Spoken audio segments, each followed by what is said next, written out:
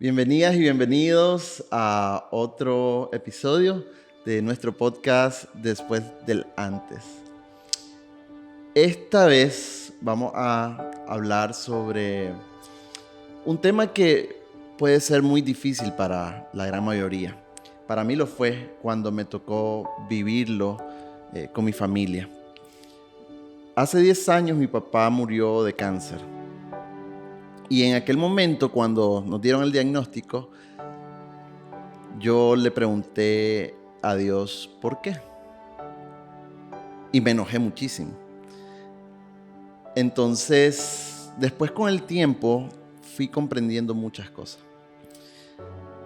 Hoy vamos a conversar con una amiga, colega de trabajo y con quien he compartido los últimos 5 años trabajando juntos. En el último año me ha tocado transitar por una situación difícil. Y mi amiga, mi invitada de hoy, estuvo ahí en medio de sus quimioterapias, pero estuvo ahí y me respondía cuando yo le escribía. Y no solo eso, también oraba por mí. Y yo luego me preguntaba, ¿cómo hace ella para estar viviendo lo que vive, pero pendiente de lo otro? De eso hablaremos hoy. Bienvenida, Franci. Gracias. ¿Cómo estás? Muy bien. Bueno, muy bien. ¿Es primera vez que va a hablar sobre este tema? Es primera vez que lo voy a hacer público de una manera masiva. Sí. Normalmente he publicado algunas cositas en redes, en mis redes personales, no todo. Sí. Y de hecho tengo como un proyecto personal. En algún momento lo voy a hacer, aunque sea digital. Quiero escribir un libro sobre toda esta experiencia. Pero sí, es primera vez y me siento muy bien, me siento en confianza. Qué bueno, Franci. Estábamos antes de empezar a grabar riéndonos porque vos y yo trabajamos en comunicación, relaciones públicas y pues nos ha tocado, ¿no?, trabajar con muchas empresas que tienen sus propios voceros. Sí. Y vos y yo estamos detrás de cámara, le preparamos todo lo que tienen que decir y ahora nos toca estar aquí. Sí. No es lo mismo. No, y es diferente. Es difícil. Claro. Parece mentira, pero es difícil. Para hacerlo para los demás es más fácil. Pero de pronto te ves aquí ahora y ¿qué digo? Bueno, ¿qué decir? Me gustaría a mí conocer una parte que no conozco de vos. Ok.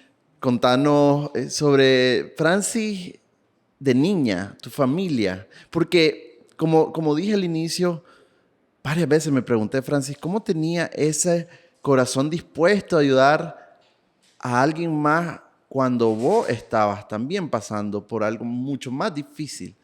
Porque tener la enfermedad del cáncer, como otras enfermedades similares, es estar al filo de la muerte. Pero vos ahí estabas. Y no solo es estar y escribir, sino que siempre estás riéndote. Entonces me pregunto, ¿eso es algo que surge desde la enfermedad o viene desde tu familia? Así que, contanos. Pues en realidad no surge desde la enfermedad. Yo siempre he sido una persona muy alegre, muy optimista. He sido una persona muy positiva también. Entonces, a ver, desde chiquita yo he sido como muy risueña. Mi mamá dice que yo fui la primera que aprendió a caminar, yo fui la primera que soltó la pacha, yo fui la primera que aprendió a hablar. Qué barbaridad. Mucho. Y habló mucho. Y fíjate que, a ver, bueno, mi mamá, toda mi vida ha sido mi mamá, mis 5 hermanos, ahora mis sobrinos. Hemos sido una familia muy unida. Mi mamá, mis hermanos, desde chiquitos, de hecho, mis primeros recuerdos son con mis hermanos. Mi mamá con mi papá, pues hubo ahí una situación difícil, se separaron y bueno, pues eso no lo sentimos en el momento. Ya después con los años vos creces y vos decís, bueno, si mi papá estuviera conmigo, tal cosa. Pero yo creo que, aunque en algún momento me hizo falta tener a mi papá, yo creo que mi mamá nos educó muy bien, hizo un gran esfuerzo para que nosotros saliéramos adelante. Y también hizo muy buen rol para criar a estos 6 hijos y que los 6 hijos hoy por hoy estén unidos. O sea, que no haya día que no nos digamos, aunque sea buenos días, qué tal como están.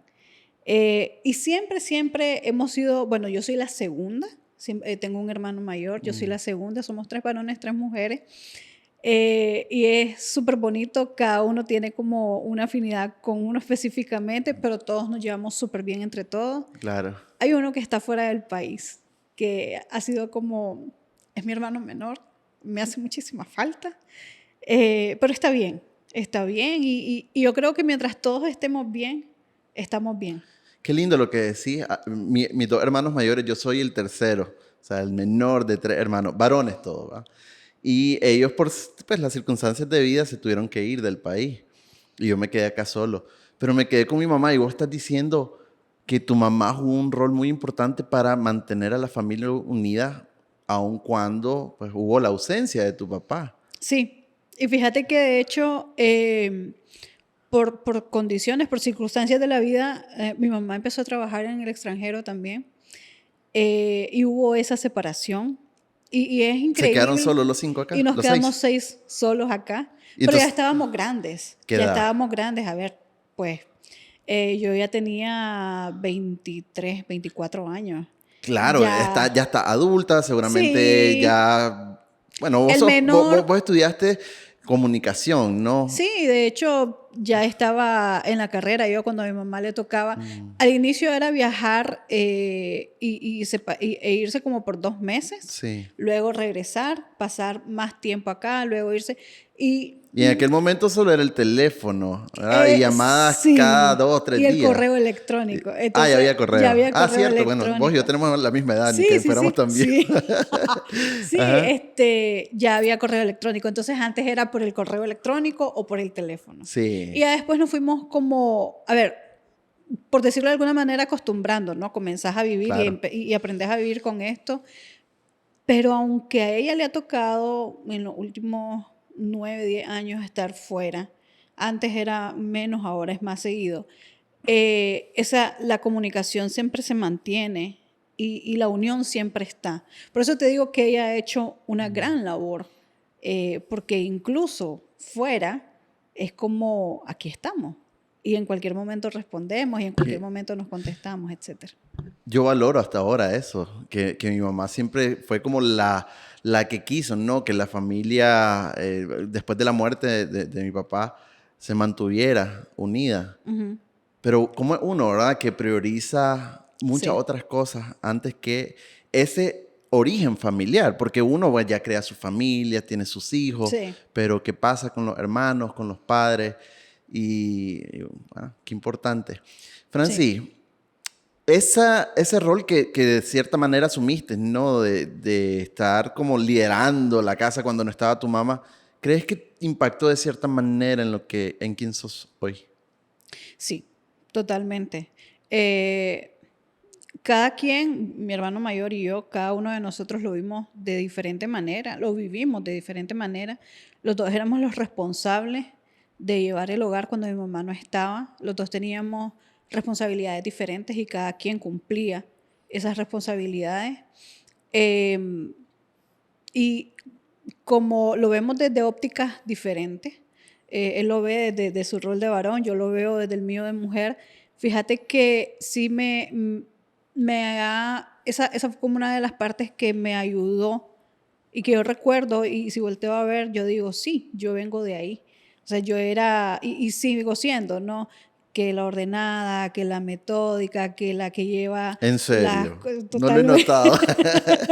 Totalmente, la que lleva las cuentas, la que... Sí. Mi hermano tenía otro rol que a veces jugábamos los mismos roles, otras veces nos complementábamos él y yo, pero siempre ha sido como esta parte, si la veo hoy, la misma que he venido haciendo y la que me ha ayudado, la que me ayudó, la que me impulsó a hacer igual que lo que soy hoy, solo que siento que en algunas cosas antes me costaba un poquito delegar no era lo mío.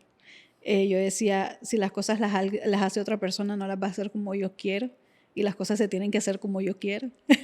Casi perfecta. Sí, y yo jugaba mucho al perfeccionismo, pero fíjate que mi experiencia justamente con el cáncer me llevó a dejar eso de lado, a no ser tan perfecta y que las cosas Sí, tienen que ser como son. sí, ya vamos a hablar sobre eso. Yo, cuando empecé a trabajar con vos, ya había pasado un tiempo desde el primer diagnóstico.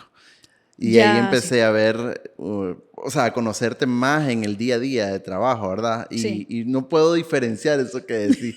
Antes de entrar en ello, Francis, contanos, vos, bueno, estudiaste comunicación, trabajaste en medios de comunicación, y voy a hacer, para no adentrarnos tanto en tu carrera profesional, sino en la etapa en que yo te conocí. Vos trabajabas en una agencia de relaciones públicas.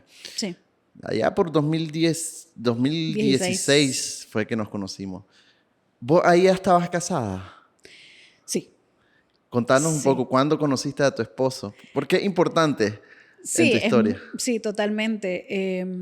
Yo lo conocí en noviembre del 2008. 2008, En ¿ok? noviembre del 2008. Y nos casamos en diciembre del 2011, 3 años después. 3 años después. Y fue súper rápido. Ya él venía de un hogar, ya había hecho una familia, Sí. tuvo esta separación. Y tiene una hija. Un hijo y una hija. Sí, 2 hijos, Sí. sí. Tiene 2 hijos. Nos hemos relacionado, pues, por situaciones de la vida, nos hemos relacionado más. Yo le sigo diciendo niña, pero tiene casi 18 años. Y para mí va a ser mi niña. Claro. Va a ser mi niña toda la vida. Eh, y fue así. Él trabajaba en un medio, yo trabajaba en una agencia de relaciones públicas. Luego me Amor de voy. comunicadores. Totalmente. Él es ingeniero industrial y es fotógrafo Sí, profesional. sí. Entonces trabajaba en un medio cuando nos conocimos. Luego yo me voy a los medios y fue interesante trabajar juntos. O sea, ya está. Ya siendo esposos. Ya, no, Ah, todavía no. todavía no. Antes de. Sí, Empezamos a trabajar juntos. Ya éramos novios, sí. pero empezamos a trabajar juntos y fue como un poquito retador conocer estas partes de a dónde hacemos match Claro. los dos en el trabajo. Porque claro, salíamos del trabajo y todo era diferente. ¿Y ustedes planearon tener hijos? Sí, sí. Contanos al respecto. Fíjate que no al inicio, nosotros queríamos que la niña disfrutara más de su papá. Eh, entonces nosotros decíamos, bueno, le vamos a dar chance a que crezca cuando tenga 7, 8 años, podemos nosotros comenzar a pensar en hijos. Y fue una cuestión que me planteé yo. Yo quería que ella como que disfrutara a su papá porque ellos son muy unidos, son bastante unidos, y es una de las cosas que más me encanta. Entonces yo decía, si yo vengo y tengo un hijo, no sabemos cómo lo va a tomar la niña, aunque la niña con el corazón que tiene lo iba a tomar súper bien, Sí. pero no quería que hubiese como una ruptura muy abrupta de la relación. Claro, querías proteger ¿no? Sí, las emociones de la niña exacto, para que no perdiera ese lugar que ella sentía que tenía en su papá. exacto. Y es algo que definitivamente nadie se lo quita y nadie se lo iba a quitar jamás. Esa es una muestra de que, bueno, y eso lo puedo yo validar por nuestra relación de amistad y de trabajo. No sos egoísta. Porque bien No, pudiste haber dicho desde un inicio, yo quiero tener hija. Y bueno, hay que ayudarle a la niña, como le decís, ¿no? A que ella procese esto, pero yo quiero tener hijos. Y no lo hiciste. sí, es que no me sentía que fuera yo. Es que no, a ver, egoísta es más, ni celosa. Yo no soy ni egoísta ni celosa. Y fíjate que quería dar ese tiempo que yo sentía también que era un tiempo mientras la niña iba creciendo, nosotros íbamos fortaleciendo la relación. Sí. ¿Ya? Y entonces no esperaba que la relación fuese lo suficientemente madura como para tener un bebé, pero esperaba que la relación fuese lo suficientemente estable como para que cuando viniera el bebé nosotros estuviéramos muy bien. ¿Y cuándo dijeron, ok, busquemos un embarazo? Mm, empezamos más o menos en el 2016. 2016. Sí. Pasaron 5 o 6 años desde que se casaron. Sí. Ok, Sí, y entonces 2016. empiezan a buscarlo y ¿qué sucede? Pues nada, no se da, no se da, no se da. Cada vez que creía que tenía una probabilidad, porque tenía algún Un retraso en mi retraso, periodo, sí. menstruación, corría, me hacía la La prueba. prueba, me salía negativa, era como un fracaso. Hice como, no sé, como 15 pruebas. Una cada Durante, mes. no una cada mes, sino una cada 2 meses. De pronto cuando Claro. yo sentía como que, ahora sí. Entonces, no se daba. Pero para el 2016 nosotros ya habíamos vivido una experiencia. En el 2013 a mí me operaron.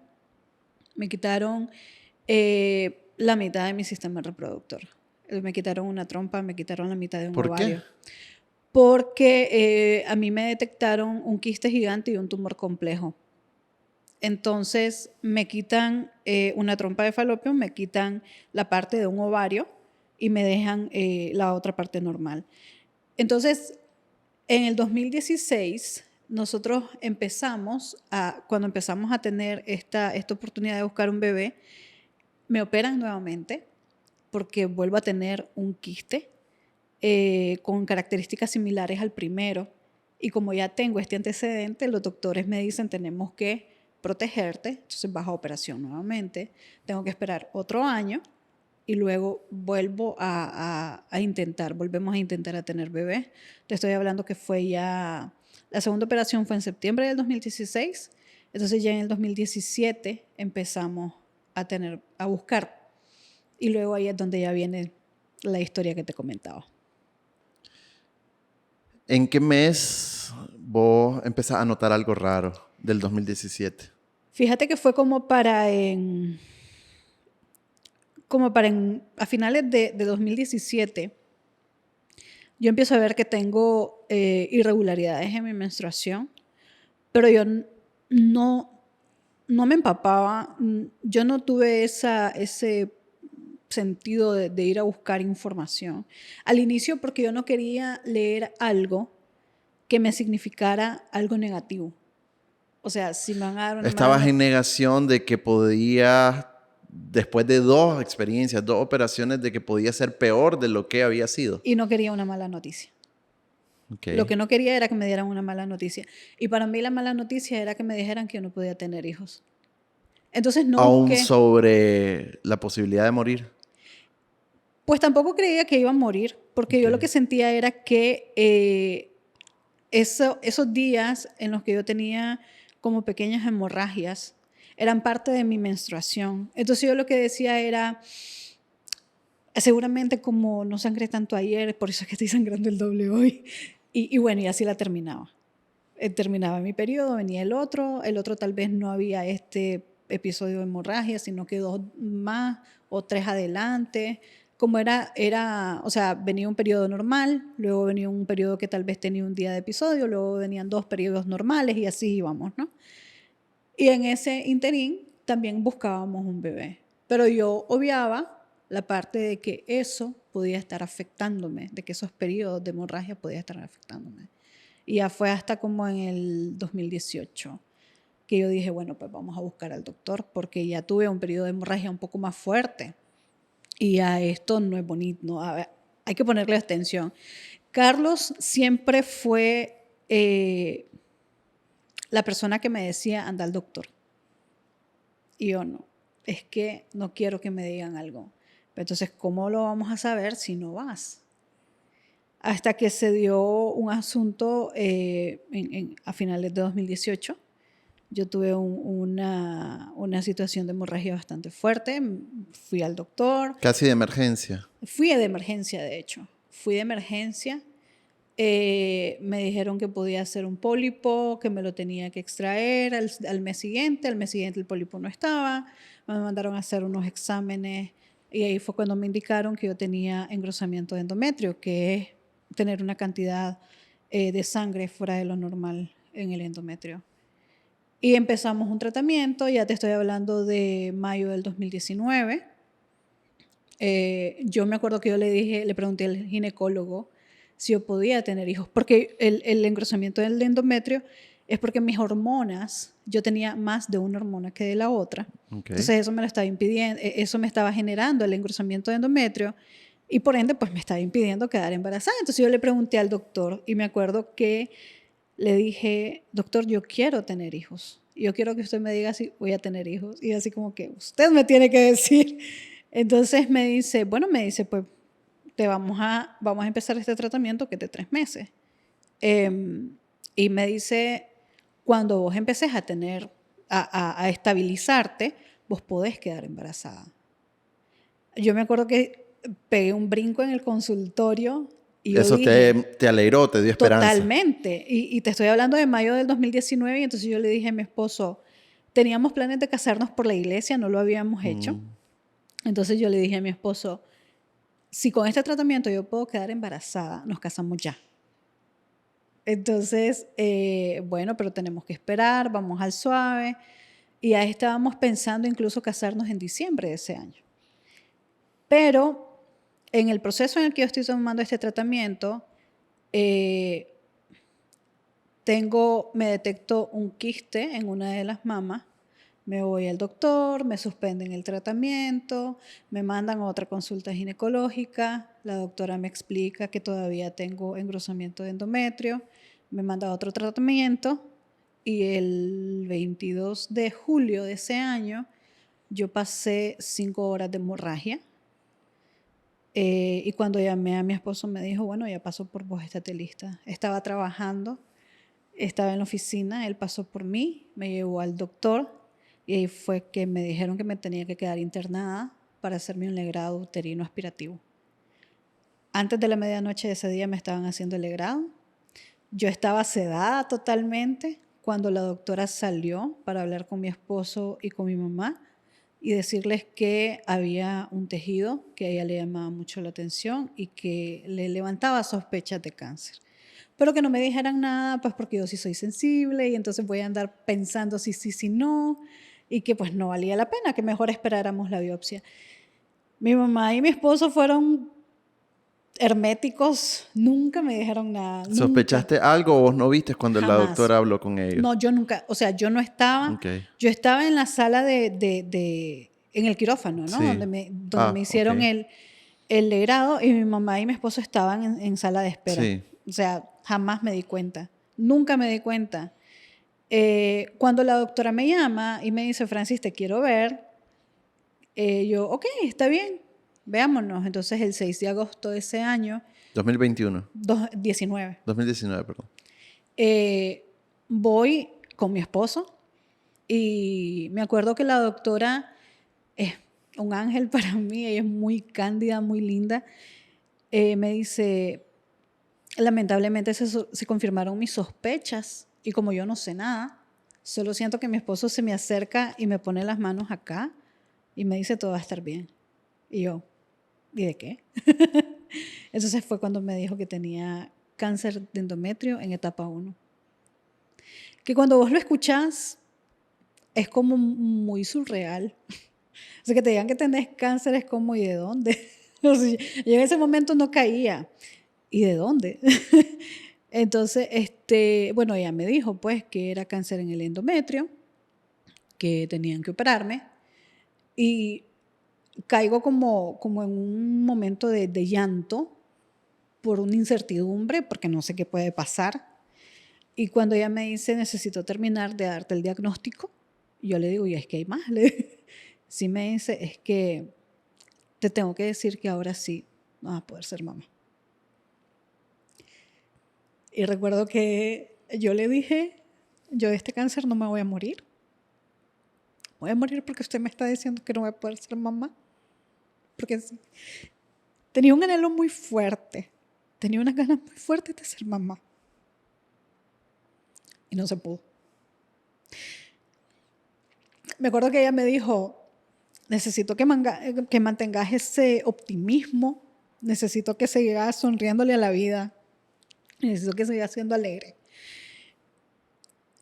Y durante toda esa tarde el sol no me quemaba. O sea, el sol podía estar pegadísimo a mí y el sol no me quemaba, nadie me llegaba, nadie. Mi preocupación, después de que mi esposo trató y logró consolarme y tranquilizarme, mi preocupación fue cómo le digo a mi mamá que tengo cáncer. Íbamos en el carro hacia la casa de mi mamá. Ese día murió un amigo mío de la infancia. Y para mí fue como el segundo golpe. O sea, mi mamá me lo estaba... El diagnóstico me lo dieron como a las 2 de la tarde. Mi mamá me dijo lo de mi amigo como a las 4 de la tarde. Y yo, sí, le digo, igual voy a su casa. Y cuando íbamos para su casa, me acuerdo que hubo como un momento, teníamos un momento de silencio. Y como que lo rompo y le digo, ¿cómo le voy a decir a mi mamá que tengo cáncer? No sé. Y me dice, no te preocupes, tu mamá ya lo sabe. Y yo, ¿cómo lo vas a saber? Si ella no estaba acá. Entonces me dice, es que ya la doctora nos había dicho de la sospecha. Entonces ella no sabe el diagnóstico confirmado, pero ella se lo imagina. Y fíjate que fue una de las cosas más fuertes, porque todas las mamás quieren ver sano a sus hijos, ¿no? Sí. Todas las mamás quieren que sus hijos estén bien. Pero tenés una hija que no está bien porque tiene cáncer y porque quería ser mamá y no puede. Y mi mamá sintió todo eso, sintió toda mi frustración. Pero, claro, además ella tenía que viajar, tenía que trabajar fuera, entonces era como que se le salía algo de las manos, no saber cómo estaba yo. Y creo que también esa fue una de las cosas que me impulsó como a mantener este optimismo y a mantener esta tranquilidad, todo va a salir bien. ¿Qué te preguntaste en esos días posteriores al diagnóstico? O sea, aunque tenías optimismo, pues eso que nos estás contando, ¿no? De ganas de enfrentar la situación, pero viste tu vida hacia como uno se la imagina, ¿no? Todos nos imaginamos que vamos a morir a los 80, 90 años. ¿O hubo algo en vos que te generó, no sé, un temor, una incertidumbre muy grande? ¿Cómo fueron esos días? Fíjate que cuando las personas les dan el diagnóstico de cáncer, tienen que pasar a un programa oncológico. Me acuerdo que cuando la ginecóloga me recibió, me preguntó, siempre pasas por este momento de te preguntan, ¿y cuántos hijos tenés? Y yo, nada. Entonces ella me dijo, ¿quieres tener hijos? Sí, quiero, pero ya sé que tengo cáncer, no voy a tener. Entonces ella me dijo, pues vamos a ver qué tan avanzado está, pues. Ella quizá vio una posibilidad de que yo tuviera hijos, pero para eso necesitábamos hacernos una resonancia y ver qué tan avanzado estaba el cáncer. Entonces yo viví un mes muy fuerte entre agosto y septiembre, psicológica, mental y emocionalmente muy fuerte y espiritualmente muy fuerte. Porque yo decía, si quiero tener hijos, no sé si pueda quedar embarazada estando con cáncer, pero si puedo quedar embarazada, yo voy a estar feliz porque voy a tener hijos. Pero ¿qué puede pasar en ese momento? ¿Y si lo aborto? ¿Y si por cualquier cosa lo pierdo?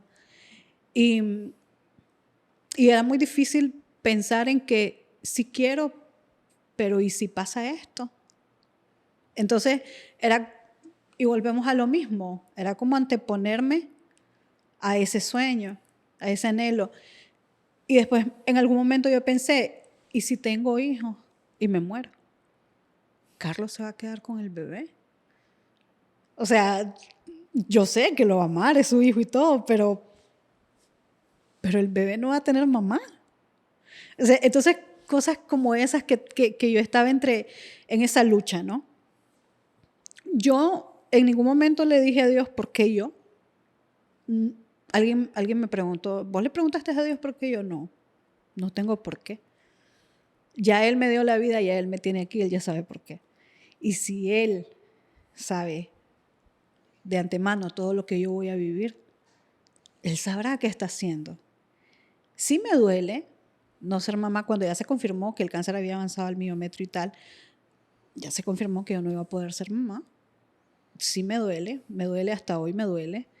Es algo que yo he ido procesando de la mano de mi esposo, pero pues obviamente en algún momento me acuerdo y me duele, pero no he tenido así como eso de, ¿por qué no hiciste que yo fuera madre? Es más, fíjate que yo creo que Dios me puso enfrente a un hombre con 2 hijos y por algo fue. Tal vez en ese momento no me podía poner a pensar pues que Claro, yo no no lo iba a tener hijos. entendía. Sí, pero yo dije, bueno, si me lo pusiste con 2 hijos, probablemente es que ya sabías que yo no iba a tener hijos y él tuvo hijos y él ya pasó por esto y no hay problema. Pues no es lo mismo, nunca va a ser lo Claro. mismo que no hayamos tenido nuestros propios hijos. Pero bueno, pues esto se supera de alguna manera. Varias personas me preguntaron si quería adoptar y no es. Yo siento que no iba a ser lo mío por muchísimas razones. Yo siento que no me miraba en ese, Sí.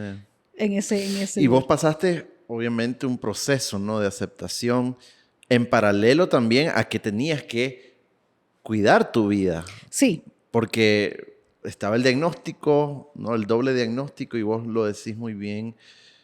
Te dolió casi igual o más el saber que no ibas a poder ser mamá que el diagnóstico mismo del cáncer. sí, Y tuviste, bueno, que enfrentarlo. Tus sesiones de radioterapia en ese momento, ¿no? Ya en el año 2020. sí, de hecho. ¿Cuánto tiempo pasó desde el diagnóstico hasta que ya ibas terminando el tratamiento pues, digamos, desde la parte médica había más esperanza de que te pudieran declarar libre de cáncer? Casi 4 años. De hecho, a mí me detectan el cáncer en el 2019, me operan, todo fue súper rápido, todo Sí, fue súper rápido. Mi gineco-oncóloga ha sido mi otro ángel. Eh, Se ha portado muy lindo, los procesos los ha acelerado cuando ella ha podido. O sea, aquí no vamos a perder tiempo, no hay ningún problema, todo el proceso, ¿no? Em, Luego nos vamos a la radio la hicimos en El Salvador, mi esposo me acompañó. la radioterapia, La sí, radioterapia sí, fueron 25 sesiones. La radioterapia, pues para mí era algo nuevo, fue muy duro. claro. A partir de la sesión 10, 12, sentir esos ardores cuando iba al baño a orinar era increíble, era insoportable. Me acuerdo que para la radio como número 17, 18, algo así, yo me tiré a la cama y empecé a llorar, pero a llorar con el alma y tengo a Carlos enfrente y le digo, agárreme y lléveme a mi casa. Ya no quiero pasar por estos dolores. Lléveme a mi casa. Y me dice Carlos, amor, pero ya vas más adelantada de la mitad, ya nos falta poco, ya le has hecho bastante acá. Vamos a tratar, vamos a salir, relajémonos un poco. A mí no había nada que me calmara. Mi mamá estaba en El Salvador porque ella trabaja en El Salvador y eso fue un alivión tenerla ahí en cualquier momento. Ella me vio también sufrir por la radioterapia. Ese día yo me acuerdo que yo no quería nada de la vida. Fue uno de los pocos días que yo he sentido que yo en algún momento te dije, yo siempre he tenido fe, pero a veces la fe la he dejado al lado. Ahí está al lado. O sea, en Y ese cuando momento dejaste al lado tu fe en Dios, ¿qué te sostuvo? no fue olvidarme de ella. Fue que en ese momento el dolor me ganaba. El dolor me ganaba y me revolcaba en una cama de dolor. El dolor físico. El dolor físico, sí. Eh, Carlos no es Dios, Claro. pero yo me agarraba de él tan fuerte y entonces él venía y me decía, confía en Dios. ¿Vos confías en Dios? Confía en Él. Entonces cuando yo dejaba mi fe al lado, él agarraba y me la traía y me daba la mano y seguíamos. Terminamos el tratamiento, venimos para acá, siguió todo el proceso de seguimiento y aquí te hacen cada cierto tiempo los exámenes de sangre, los exámenes de imagenología para que todo esté pues para que haya un seguimiento y estar atento de todo, ¿no? De depósitos secundarios y tal. El año pasado yo ya iba a entrar a mi 4.º año de remisión y me detectan un tumor entre la pared torácica y el hígado. La doctora había dicho que el resultado de la resonancia era depósito secundario del cáncer primario, del cáncer de endometrio. La doctora me dijo, bueno, te mandamos a operación, vemos la biopsia y seguimos. Me operaron el día de mi cumpleaños, cuando yo iba a cumplir 40 años. Yo ya tenía como... A mí ese diagnóstico me lo dieron en junio, a mediados de junio, y yo más o menos para esa fecha yo ya sabía que el 10 de julio o un día antes, porque era lunes, yo iba a hacer una buena celebración por mis 40. Pero uno propone y Dios dispone. Así que no era lo mío la celebración, no en ese momento. Me acuerdo que cuando me dieron la fecha, había un doctor que cumplía años ese mismo día y entonces me dice, bueno, no te preocupes, me dice, te vamos a cantar las mañanitas en el quirófano. Para mí cumplir años es muy especial y yo celebro cada vez que alguien cumple años porque es celebrar la vida. Y si estás vivo es porque estás haciendo algo muy importante, porque Dios te tiene aquí con un gran propósito. Entonces, yo todavía no lo sé, no sé cuál es mi propósito. Vamos a ver, vamos a seguirlo viendo. Entonces, ese día, yo tuve una experiencia antes, porque yo no me quejaba, pero andaba preguntándome, o andaba con el pesar de yo quería hacer algo para mis 40, pero voy a estar en un quirófano. Y una mañana me estaba levantando y así, y eso es una de las cosas más impactantes que yo he vivido durante todo este proceso. Cuando una mañana estaba así como peleando porque yo quería mis 40, la celebración. Y yo me acuerdo que incorporándome de mi cama, yo solo sentí que alguien me tocó y me decía, hija, no te preocupes que todo va a estar bien. Es tu vida primero. Yo me sorprendí. O sea, yo estaba incorporada, yo me levanté, me hice para atrás, no había nadie. No había absolutamente nadie. Y yo dije, Señor, ¿me estás hablando? ¿Qué pasó? Ya no te voy a decir qué me quieres decir porque ya me lo dijiste. Pero fíjate que yo sentí como un gran alivio a partir de ese momento. O sea, yo ya dejé de pelear en mis 40.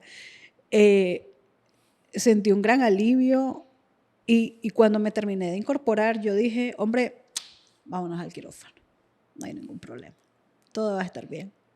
Claro, tenés que confirmar que sea metástasis, ¿verdad? Sí. Solo te dicen que es un depósito, posibilidad de depósito secundario. Así que tenés que confirmarlo. Pero siempre los días que les siguen a cuando recibís este diagnóstico es qué va a pasar ahora. Y es esa incertidumbre. Y esa incertidumbre a veces te quita el sueño. No puedo imaginar todo lo que estuviste viviendo en esos días. Bueno, recuerdo que aún todo eso que nos estás contando siempre estaba disponible. Sí, para mí el trabajo fue un escaparate. De hecho, Carlos a mí me decía agarrar al suave, porque también te tenés que ver vos. No podés esconderte a un diagnóstico que sabes que tenés. Entonces, agarrarla al suave. No te digo que no trabajes, trabaja, pero vámonos al suave.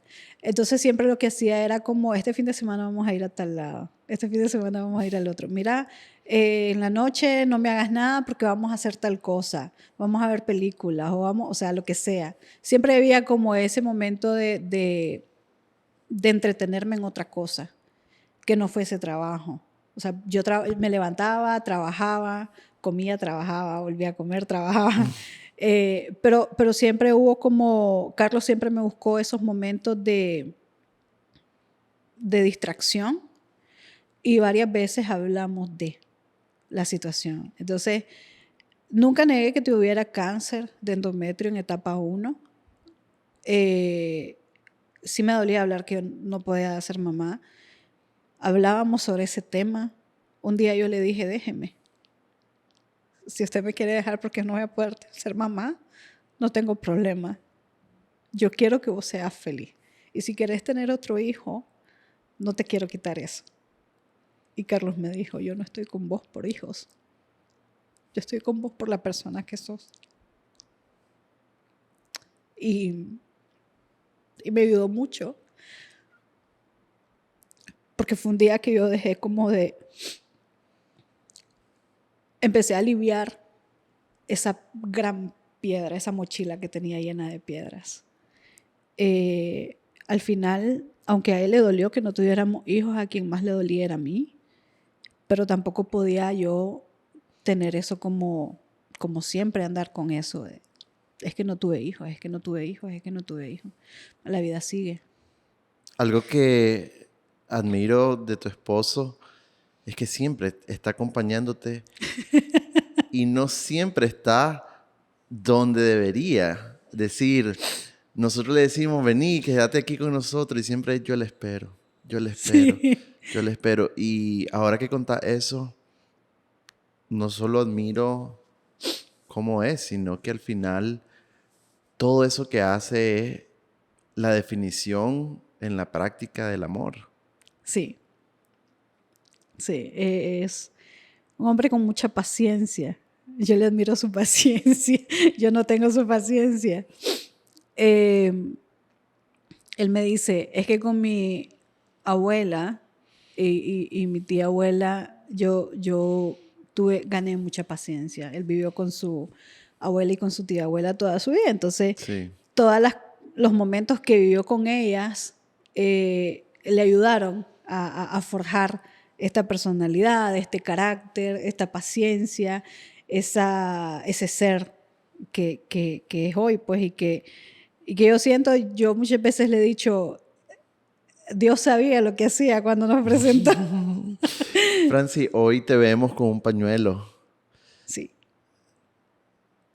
¿Cómo asumiste la noticia de que ese segundo, ¿verdad?, diagnóstico te estaba diciendo que otra vez tenías cáncer y que esta vez los tratamientos iban a ser diferentes a los anteriores? No lo asumí. No me atreví. Cuando me confirman la metástasis, después de la operación, mandan el tumor a biopsia.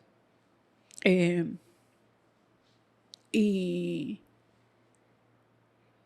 me confirman metástasis. Yo sentí miedo. La ¿Por primera primera vez, vez? no.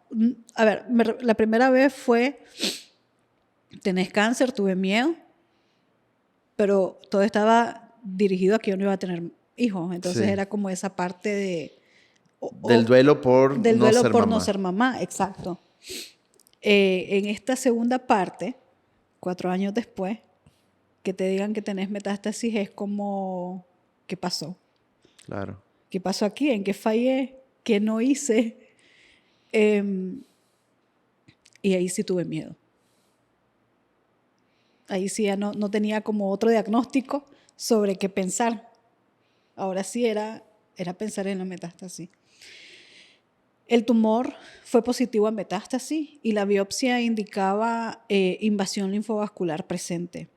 Entonces,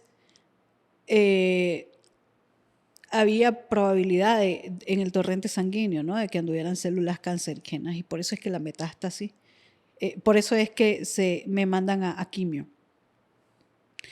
Hay una frase que la gente menciona mucho, especialmente las personas que tienen estos diagnósticos fuertes de enfermedad, que es que Dios le da sus batallas a sus mejores guerreros.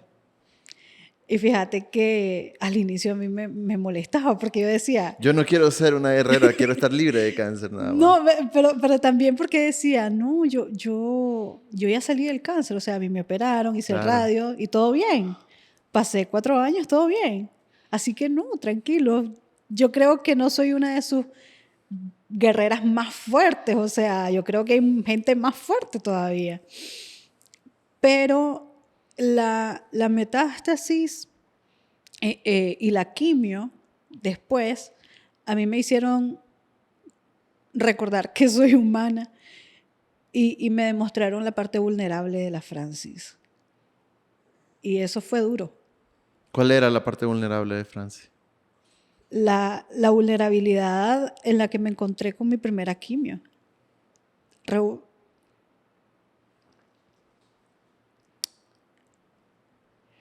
La parte de revolcarme en una cama del dolor por los efectos secundarios de la quimio.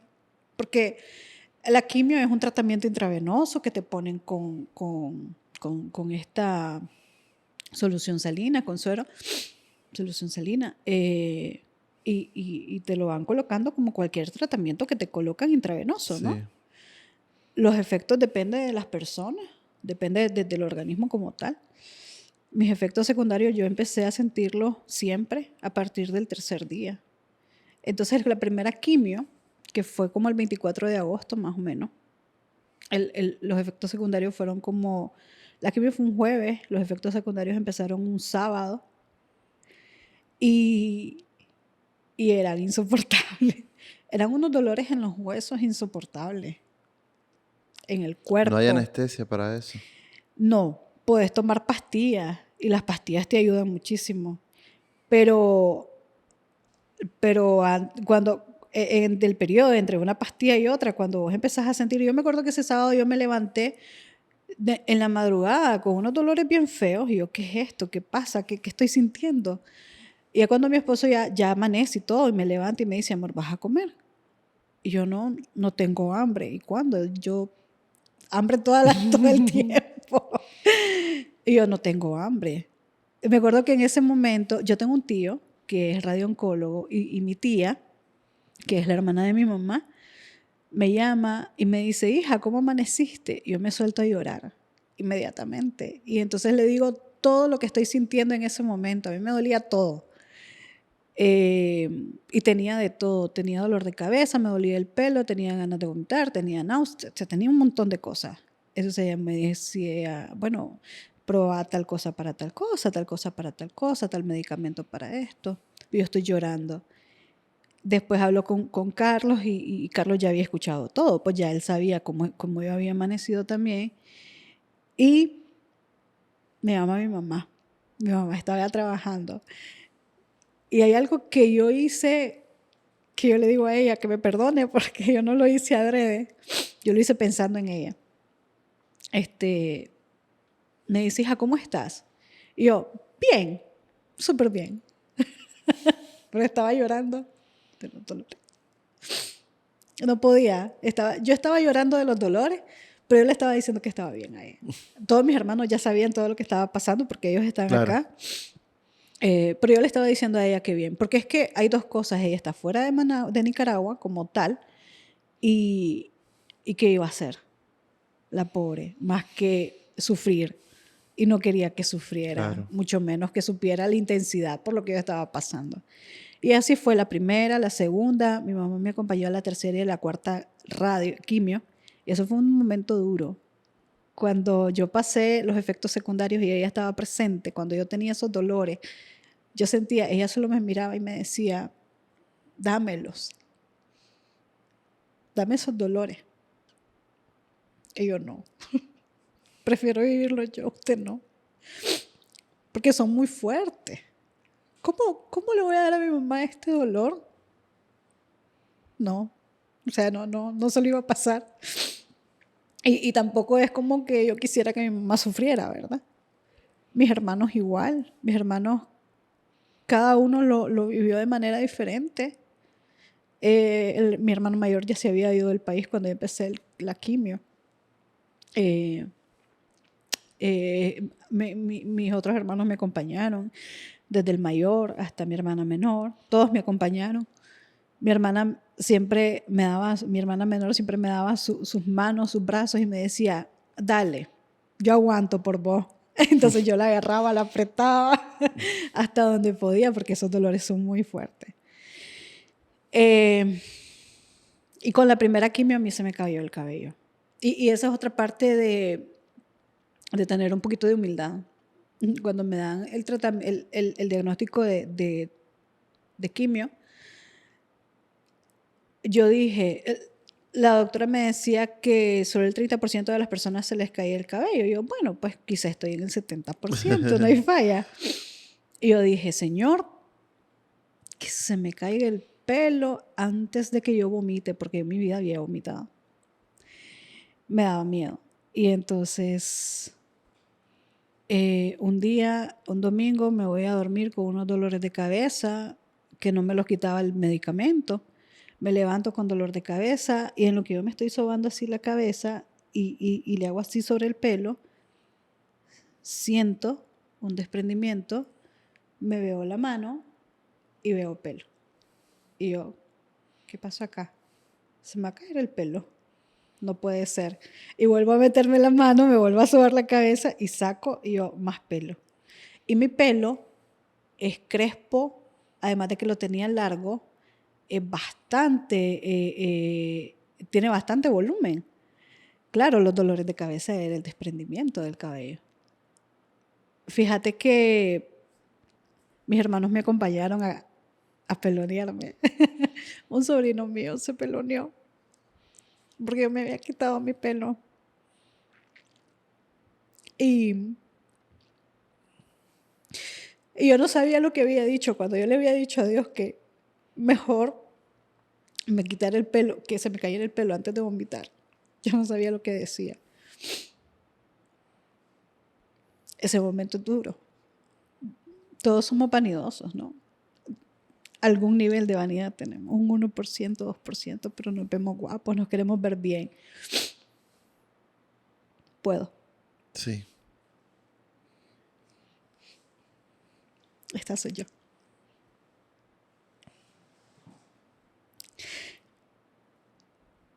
Aprendí a salir pelona a la calle.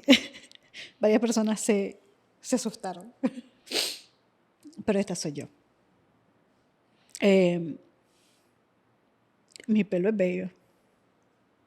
Y espero que me vuelva a crecer igual. Más allá de cómo te ves vos, lo más importante para mí es que esa es una representación de la mujer que sos. Una mujer ejemplar, valiente, que, como nos has contado hasta el momento, decidiste enfrentar esto de la mejor manera porque querías vivir, porque decís hoy que no tenés un propósito, pero lo tenés. Sí, yo creo que lo estoy buscando. Estoy viendo cómo me doy cuenta de él. Tu vida misma es un gran propósito y que la estés contando de la manera que lo estás haciendo, yo estoy seguro que ahí está el porqué. Y algo que estoy ahora aprendiendo, Francis, es que pasé mucho tiempo preguntándome por qué esto, por qué lo otro. Y ahora la pregunta que siempre se me viene es ¿para qué? Sí. ¿Para qué estoy viviendo esto? Y esa es la pregunta que estoy seguro que pronto te va a responder. Y como te digo, hay muchos aspectos que no da chance de contarlos, Sí. pero sí hacen que seas una mujer muy valiosa para todos los que te conocemos. Así que te ves preciosa, así como estás. Gracias. Que, Francis, ya para ir terminando, ¿en algún momento le reclamaste a Dios? O sea, a la fecha, hoy que pues todavía falta, ¿no? Para saber si la enfermedad va a salir de tu cuerpo o no. Y todavía viene el futuro. Fíjate que, mira, en uno de los momentos de los dolores fuertes, después de una de las quimios, no le reclamé. Creo que esto solo se lo comenté a Carlos en algún momento. Yo le dije, ya no aguanto, llévame. Adiós. Sí. Los efectos de la quimio no le dan a todo el mundo de la misma manera. Incluso hay personas que no le dan efecto, que solo se les cae el pelo. Y en una de ellas, yo estaba pasando dolores muy fuertes, pero era como que ya estaba cansada también. Porque vos venís, recibís la quimio, comenzás los dolores al tercer día, o eso en mí, ¿verdad? Sí. Recibía la quimio un jueves, un miércoles, un jueves, empezaban los dolores un sábado, un domingo, y pasaba con dolores fuertes 3 días, y luego una semana o 10 días más con diferentes síntomas, que si achaques, que si náuseas. Con la última quimio vomité. Por primera vez en mi vida que yo recuerde que vomité, y fue bastante fuerte emocionalmente Claro, y físicamente el dolor claro. también. Pero fue como 2 quimios antes que yo ya estaba como cansada de pasar este proceso, ¿no? Y al final sos humano, o sea, tu cuerpo también cede. Sí. Las defensas están bajas porque la quimio es algo fuerte. Entonces, me acuerdo que el proceso siempre fue ese: recibir la quimio, 3 días después los efectos, aguantábamos una semana, 10 días, y cuando empezabas a sentirte bien, venía la otra quimio. Entonces era, ok, vamos, adelante. Yo le decía a Carlos un día, le dije, no quiero ir al hospital hoy. Hoy no quiero. Y el asunto es que no tenés Y alternativa. exacto, y él me dijo, no tenemos de otra. Y tenemos que ir, porque ya era como la quinta. Entonces, la cuarta creo. Eh, una de esas dos, cuando yo empiezo a sentir como los dolores en el cuerpo, en las piernas, yo estaba en mi cama y como un jincón me hace suspenderme, o sea, el jincón tan fuerte que me hace suspenderme, y empiezo a llorar y le empiezo a decir al Señor, ya llévame, ya por favor, ya llévame, ya no aguanto, ya llévame. Y cuando yo vuelvo en sí, yo estoy diciéndole eso en medio del dolor, y cuando yo vuelvo en sí es como, acordate que esto pasa, acordate que esto solo son unos días y vas a estar bien. Y va a venir la otra quimio, no importa, pero la vas a superar. Y va a venir la última, no importa, pero igual la vas a superar. Entonces, calma, un día a la vez. Y yo muchas veces te lo he dicho, un día a la vez. Yo he aprendido con este segundo diagnóstico, he sido más humilde, y no es humilde que lo diga, pero sí he aprendido a ser más humilde, he aprendido a valorar más incluso, y he aprendido a darme cuenta de que soy vulnerable y de que tengo que aceptar esas debilidades y tengo que trabajar con ellas, y tengo que aceptar que si un día no me siento bien, ese día me lo dedico a llorar, a dormirme, a pasar acostada, a ver televisión, a solo ver el celular, no importa, pero ese día me lo dedico. Entonces, nunca ha sido como, ¿por qué a mí? ¿Por qué me está...? No, pero sí ese día yo me acuerdo que fue como mi quiebre, ya demasiado después de tanto. Yo le dije, ya llévame. ¿Y tenés miedo a morir? Mira, eh, te cuento rapidito, cuando me dieron cuando me dieron el diagnóstico de cáncer, yo tenía como, no miedo, sino que varias veces pensé que me iba a morir. Pero en el momento me acordaba que mi abuelita está en el cielo, y entonces yo iba a ir a abrazarla. Y era como mi momento de, la voy a ir a abrazar. Hoy por hoy no es como que tenga miedo, no quiero morirme, eso sí te lo aseguro. No quiero morirme, yo siento que tengo que hacer un par de cositas todavía y le estoy pidiendo a Dios tiempo. Pero si es la voluntad de Él en cualquier momento y me quiera llevar, pues creo que me voy a ir tranquila.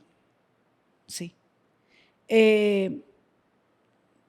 No, como vos no sabes en qué momento te vas a morir y en qué circunstancia te vas a morir, de pronto lo que nos da miedo es la circunstancia, porque en el momento de que nos morimos no nos damos cuenta. Pero sí, sinceramente, no quisiera que fuera de cáncer. No quisiera morirme de cáncer. Creo que le he dado mucha batalla. Creo que le he dado mucha guerra. Espero que no vuelva a pasar. Y si vuelve a pasar, le voy a seguir dando la batalla. Pero como le dije a la doctora, yo de cáncer no me muero. Entonces, no es que me dé miedo, gracias. No es que me dé miedo, pero quisiera que no fuera ahorita. De pronto estoy siendo muy, no sé, qué atrevida para decir que no quiero morirme ahorita. Pero sí, quiero hacer un par de cosas. Quiero hacer un par de proyectos y bueno, pues si me voy a morir, me voy a morir, pero no quiero que sea de cáncer.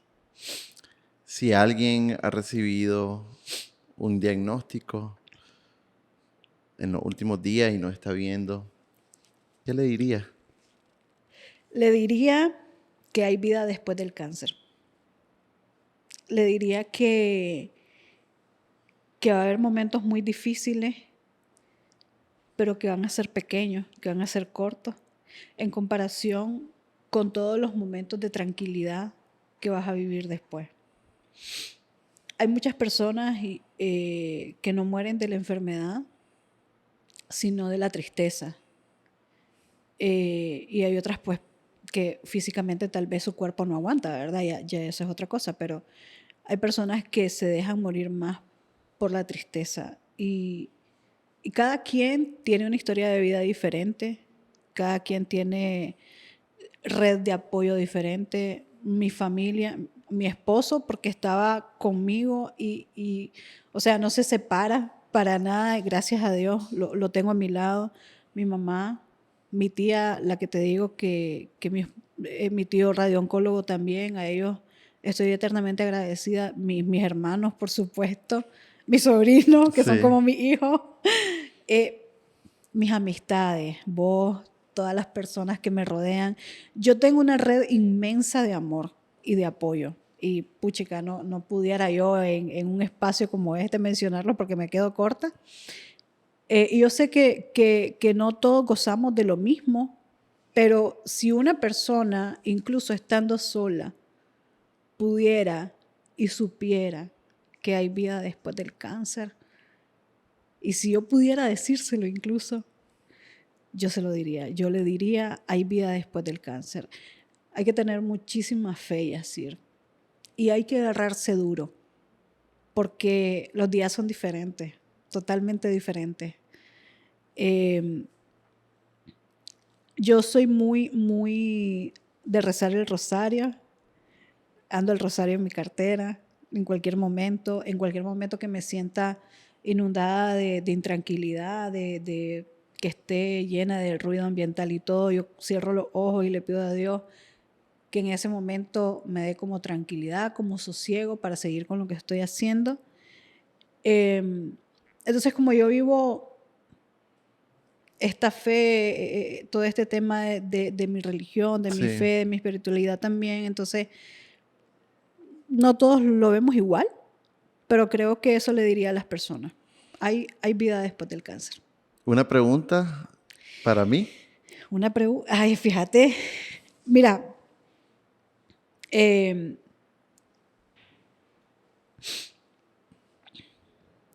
yo siempre te he preguntado cómo te sentís,